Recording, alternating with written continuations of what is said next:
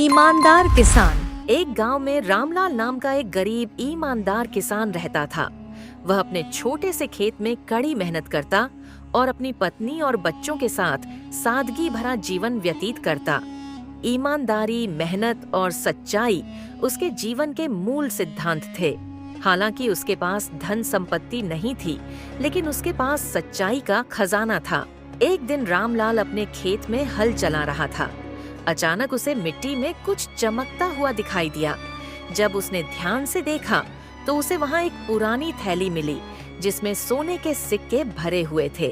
पहले तो वह चौंक गया, फिर सोचने लगा, यह धन मेरा नहीं है, इसे किसी और ने खोया होगा। उसने लालच नहीं किया और तुरंत गांव के मुखिया के पास गया। मुखिया ने गांव में घोषणा करवाई, जिसकी यह थैली हो वह आकर अपना दावा करे। कुछ समय बाद एक बूढ़ा व्यापारी आया और उसने कहा, ये मेरी थैली है, कुछ दिन पहले रास्ते में गिर गई थी। रामलाल ने बिना किसी लालच के वह थैली व्यापारी को लौटा दी।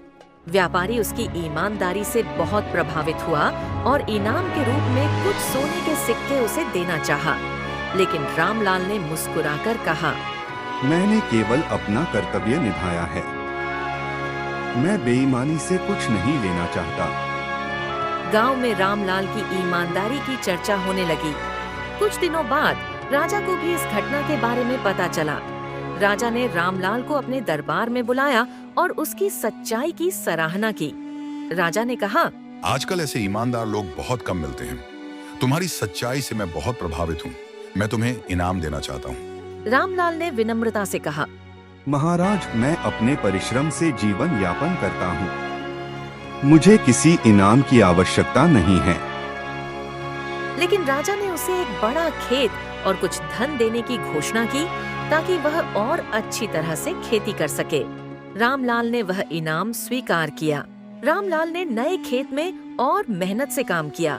उसकी फसलें पहले से भी अधिक अच्छी होने लगीं। अब वह अपने परिवार के साथ सुखी जीवन व्यतीत करने लगा।